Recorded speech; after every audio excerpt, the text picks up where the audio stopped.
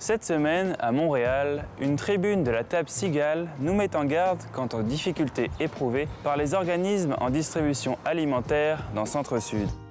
L'exposition Le présent mode d'emploi, regroupant 5 artistes montréalais, nous ouvre ses portes à la Maison de la Culture Janine Suto.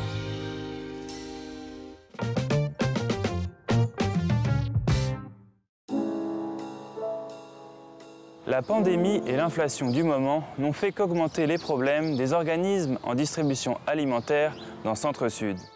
La tribune émane un peu de la table Cigale, puis en fait, la demande que l'on formulait, c'est un rehaussement du financement à la mission. Pourquoi? Pour nourrir les gens du quartier.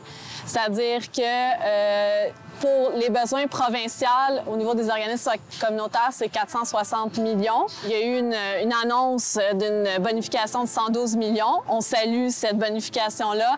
Par contre, ça répond pas à la demande ou c'est pas assez pour subvenir aux besoins du quartier.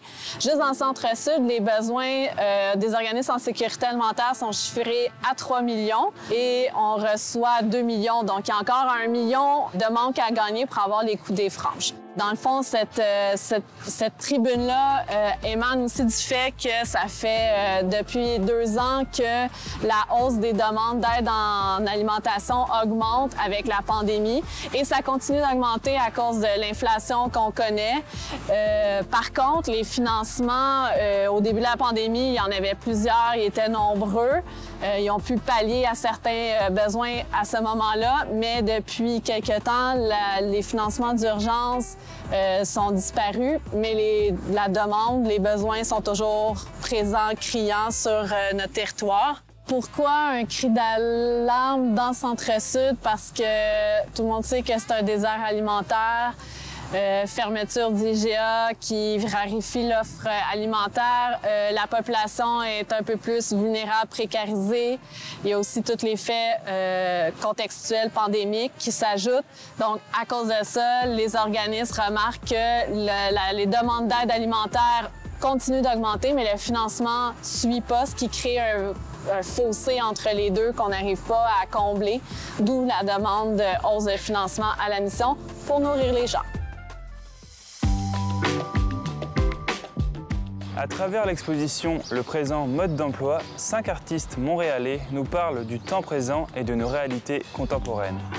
C'est une exposition estivale, évidemment, mais c'est une exposition qui traite du temps présent, qui traite de la manière dont les artistes abordent la thématique contemporaine, de nos réalités contemporaines.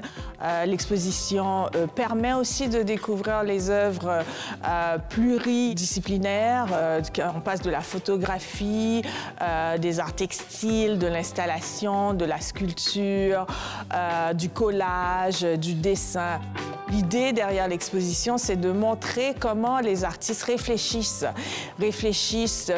au temps, réfléchissent aux matériaux et comment ils utilisent, ils font usage des matériaux du quotidien et comment ils transforment ces matériaux-là et comment aussi ils perçoivent leur réalité en tant que citoyens à Montréal, comment ils négocient leur espace, leur présence dans l'espace urbain. Quand je travaille, surtout sur toutes les œuvres où c'est qu'il y a des afros de couleur, je pense à des jeunes filles, je pense à des femmes de couleur et je pense aussi à tous les systèmes de caste qui ont été mis en place, les hiérarchies sociales qui font en sorte qu'on a souvent vu la femme noire comme étant au plus bas échelon de la société. Donc, je te dirais que je pense beaucoup aux femmes de descendance africaine. Mais c'est pas nécessairement un public cible, mais l'idée, c'est vraiment d'essayer de créer des... On est très, très fixé sur l'apparence extérieure, sur la couleur de peau, sur la couleur des yeux, sur la couleur des cheveux. Et ce que j'essaie de faire à travers mon travail, c'est de permettre à l'audience d'avoir une idée un peu plus profonde de ce que ça peut être à l'intérieur d'une personne, en dépit de sa couleur.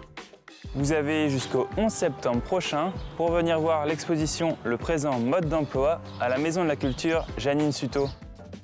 Rendez-vous sur vos réseaux sociaux préférés pour ne rien manquer de l'actualité montréalaise.